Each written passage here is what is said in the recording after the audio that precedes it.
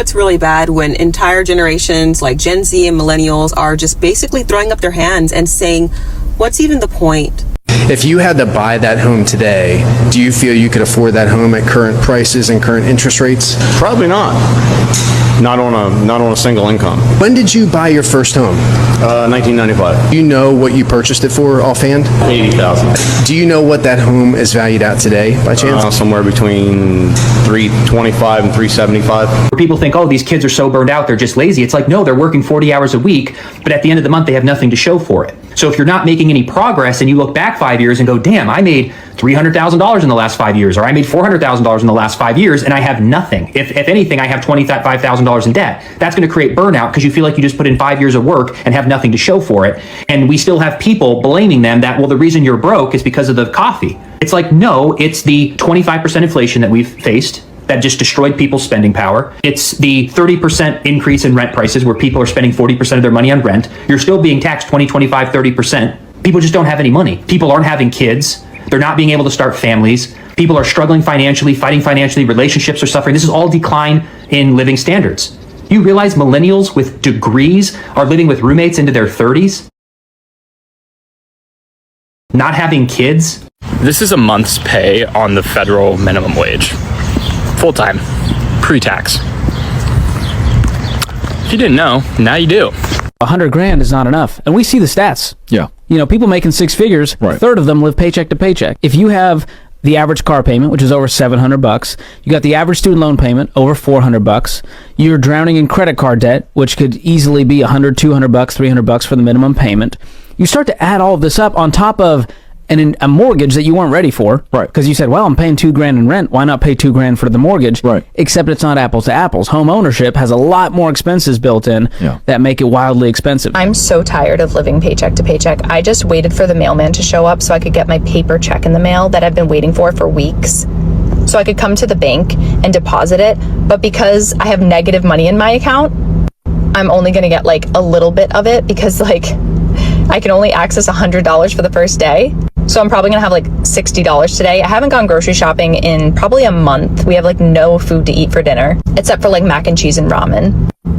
I have $300 electric bill that's overdue. My phone bill's overdue.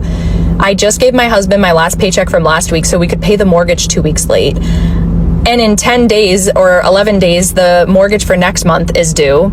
So it's like this paycheck isn't even like, why do I even have it? Like they might as well take my paycheck and just send it to all my bills.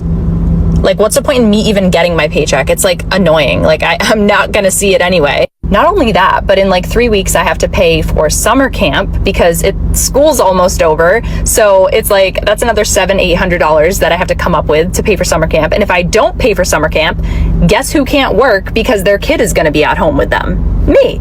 So obviously that's gonna be like a major to-do. Like I can't not pay summer camp. Not only do I have a personal loan and medical bills up the wazoo, like literally I have like a bill for like $3,000 from the hospital. I have like an $8,000 personal loan that was a consolidation loan from like a bunch of loans that I had. I haven't paid them in like 7 months. I owe them so much money. They call me like twice a day, dude. Like collections calls, and all I'm doing every day is doing my best, and I literally can't get ahead. Like I can't get ahead. I wake up and I fucking work, and these people are after me for money, and I'm like, dude, I'm literally trying my best. What do you want from me? I have side gigs here and there, like OF, once in a while I'll make like $60, but like that's not really consistent. And like I'm a painter, like I have a ladder in the back of my car. I'm a painter, right? So like today I literally didn't have enough tools to do my job, and I was like, I can't do this right now. Like I don't have the shit that I need for my job. Like I can't even work, dude. Like I'm so stressed. I literally can't do this anymore. The cost of living today is really crushing a lot of people, and it's even before a lot of them even have a chance to start. Everything is more expensive: rent, groceries, gas, health insurance. I know I've been really surprised at how high utilities are going up when it comes to electric and gas. It's just crazy. It's really going up so high, and it's probably just going to continue as well. And we all know that wages aren't keeping up. The younger generation has basically been told that you just need to work harder, you need to work more. But a one-bedroom apartment apartment can cost $2,000 a month in a lot of places, and buying a house just kind of feels like a fantasy. Right now, the average first-time homeowners are around the age of 35. That is such a huge change from not too long ago. And with the younger generation, a lot of them are drowning in student loans. They're living paycheck to paycheck. They're really just watching their dreams just get smaller and smaller, and they're feeling tired and burnt out. And I can completely understand. It almost feels like, where's the hope? And a lot of people are just feeling like they can't get through this right now. But no matter how hard things are getting or how hard things feel, we need to be able to try and persevere forward and do so the same way that the generations before us have.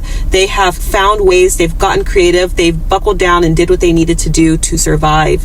And that's basically what we need to continue to do now. I think a big part of it as well is redefining in our minds what success looks like.